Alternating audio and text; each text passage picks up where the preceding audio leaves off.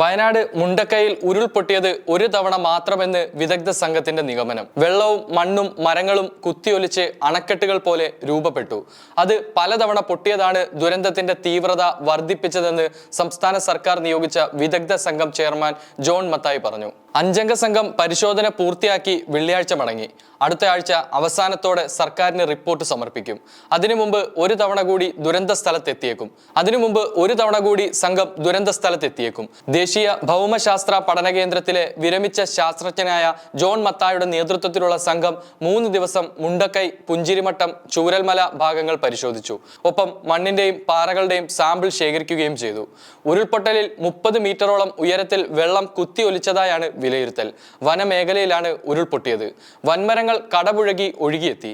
ഈ മരങ്ങളും പാറയും പുഴയുടെ വീതി കുറഞ്ഞ ഭാഗങ്ങളിൽ അടിഞ്ഞ് വെള്ളമുയർന്ന് അണക്കെട്ടുകൾ പോലെ രൂപപ്പെട്ടു. 2 or 3 അണക്കെട്ടുകൾ ഉണ്ടായി ശക്തിയോടെ പൊട്ടിയൊഴുകി. ഇതാണ് പലതവണയുള്ള ഉരുൾപൊട്ടലായി പ്രദേശവാസികൾ പറയുന്നത്. 7-8 കിലോമീറ്റർ വരെ മണ്ണും മരങ്ങളും കല്ലും കുത്തിയൊലിച്ചു. പ്രഭവ കേന്ദ്രത്തിൽ ഒരു തവണയെ മണ്ണിടിച്ചിൽ ഉണ്ടായിട്ടുള്ളൂവെന്ന് ഡോക്ടർ ജോൺ മത്തായി മാധ്യമങ്ങളോട് പറഞ്ഞു. അതിശക്ത മഴയാണ് ഉരുൾപൊട്ടലിന് പ്രധാന കാരണം. 2 ദിവസം 570 മില്ലിമീറ്റർ കൂടുതൽ മഴ പെയ്തിരുന്നു. ചെറുപ്രദേശത്ത് ഒരു പരിധിയിലധികം വെള്ളം വന്നു ചേരുമ്പോൾ അത് കല്ലും മണ്ണും ഉൾപ്പെടെ താഴോട്ട് പതിക്കും. പുഴയുടെ അടിഭാഗത്ത് നേരത്തെ ഉണ്ടായിരുന്ന വൻ കല്ലുകൾ ഉൾപ്പെടെ താഴോട്ടൊഴുകി.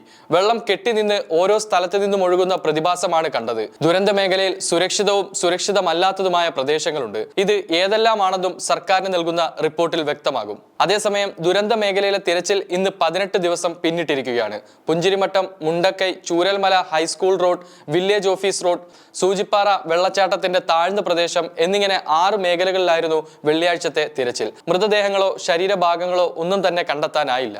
LDRF, അഗ്നിരക്ഷാസേന, സിവിൽ ഡിഫൻസ്, വനം സേനാ വിഭാഗങ്ങളും സന്നദ്ധ പ്രവർത്തകരും പങ്കാളികളായി.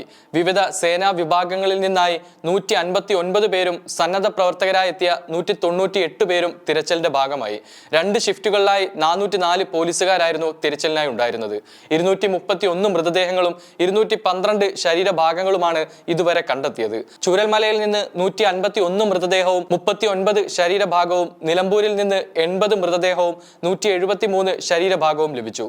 ചൊവ്വാഴ്ച നിലമ്പൂർ മേഖലയിൽ നിന്ന് ലഭിച്ച ശരീരഭാഗം വെള്ളിയാഴ്ച പുത്തുമലയിലെ ശ്മശാനത്തിൽ സംസ്കരിച്ചു.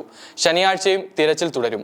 നിലമ്പൂർ മേഖലയിൽ മുണ്ടേരി ഫാം, പരപ്പൻപാറ, പനങ്കയം, പൂക്കോട്ടുമണ്ണ, ചാലിയാർമുക്ക്, ഇരുട്ടുകുത്തി, കുമ്പളപ്പാറ, പരപ്പൻപാറ പ്രദേശങ്ങളിലും തിരച്ചിൽ നടത്തി.